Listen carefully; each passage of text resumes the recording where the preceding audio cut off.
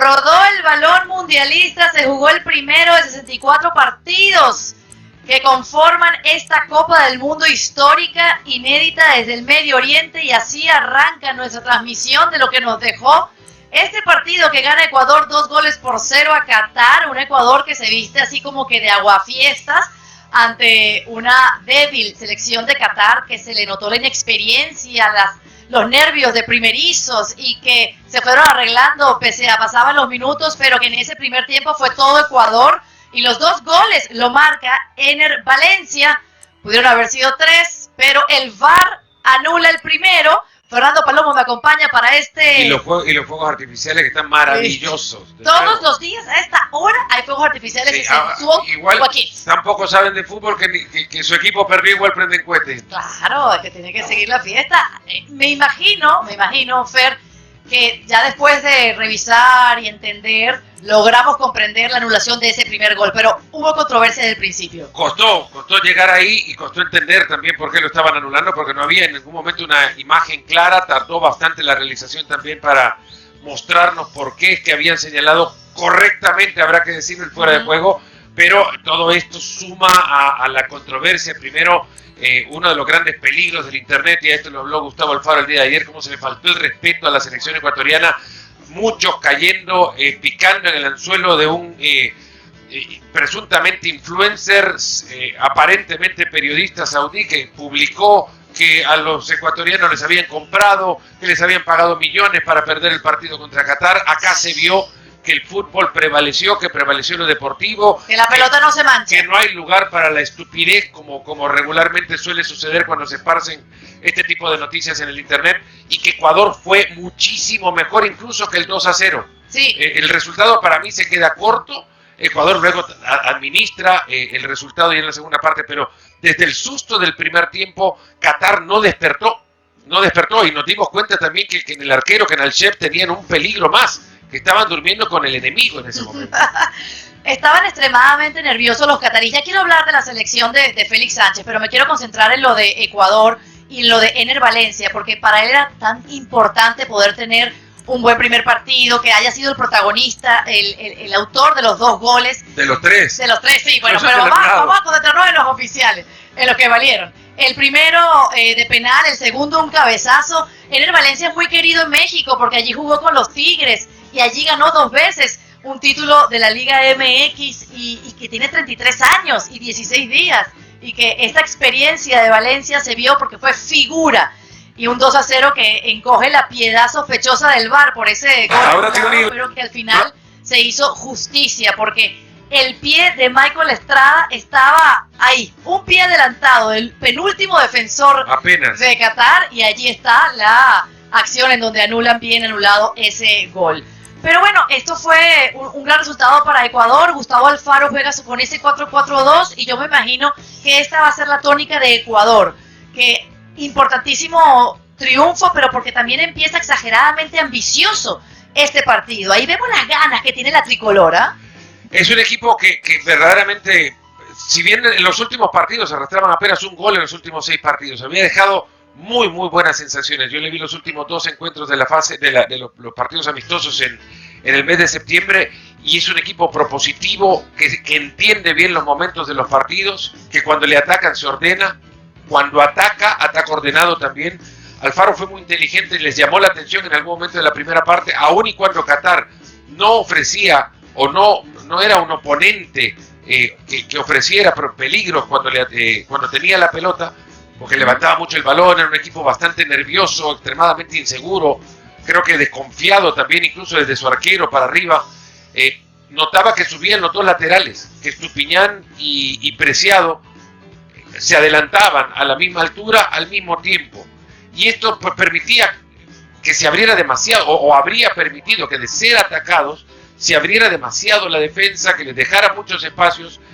Qatar no atacó, pero Alfaro, incluso conociendo cómo estaba el rival, tampoco permitió que su equipo se desordenara al punto de permitirle espacios o hacerle el favor al equipo catarí de encontrar espacios que ellos mismos no podían encontrar. Pero el partido terminó desordenado, incluso los aficionados, eran más de 60.000 que estuvieron en la ceremonia inaugural no terminaron 60.000 en el estadio. No terminaron, 60.000 abandonaron. Yo creo que parte también de la cultura del fútbol en este país. Quienes hayan llegado ahí habrán entendido que habría un problema de acceso que les invitaba a decir, bueno, mejor vámonos más temprano antes que los accesos se conviertan en un problema también a la salida. Ecuador, sin embargo, en el segundo tiempo futbolísticamente no se desordena. Es cierto que le deja la pelota en el contexto del resultado ya del 2-0 ya definido, del partido ya controlado, ya desde el resultado, servidos. Le dejó la pelota a Qatar y lo único que quedará ahora es el interrogante de cuán fuerte es el daño en la rodilla derecha de Ener Valencia. Quiero decir varias cosas que nos envió nuestro equipo de research. El gol de penal de Valencia es el primero en un partido inaugural en la historia de los mundiales. Sí.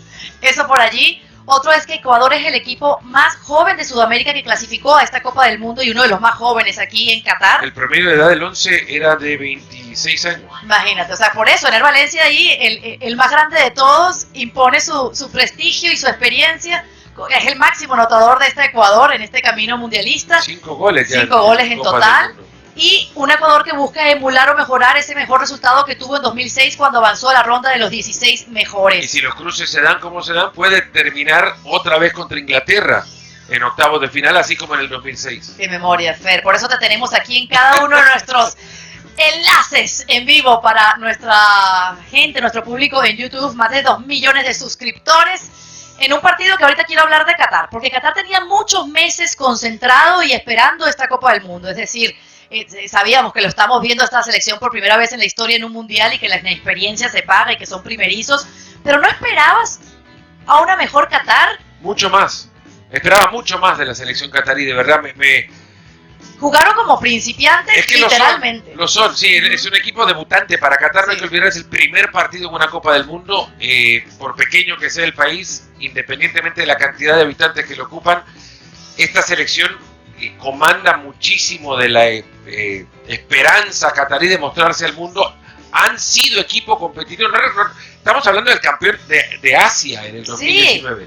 Sí. Tomando en cuenta el potencial del continente asiático, Qatar fue campeón de Asia en el 2019, jugó en competencias continentales, en Copa América, jugó en la Copa Oro el año pasado recientemente y no lo hizo mal. Es un equipo con mucha propuesta, pero en el partido de hoy comenzaron desde la imagen de su arquero en el gol anulado, incluso saliendo a un territorio a donde un arquero no debe salir, pero ni siquiera con pasaporte. Bueno, Al-Sheikh salió, dejó la pelota tendida ahí, el peligro inminente terminó siendo él quizás uno de los jugadores más peligrosos para Qatar, no de Qatar.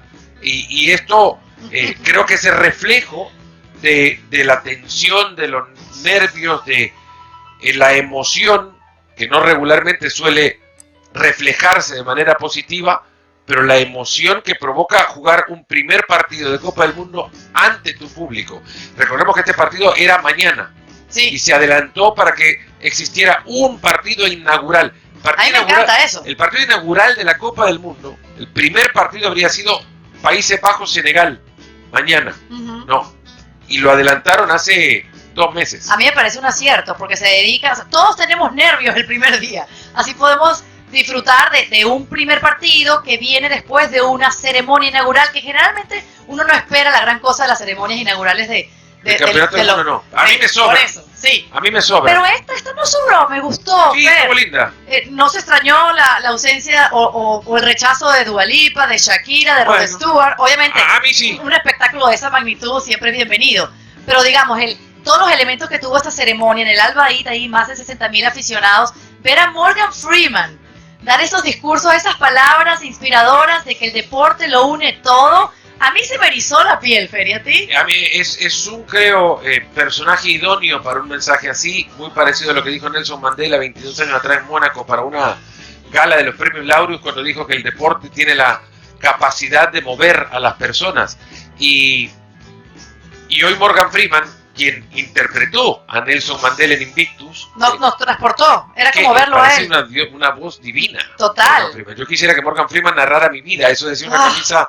que me encontré hace tiempo en París, no lo he vuelto a ver, pero me encantaría que fuera cierto. Así que Morgan Freeman se pusiera al lado a relatar lo más lindo que me haya pasado, por supuesto, y creo que es un acierto traer a un personaje que peleado por causas sociales también. Claro.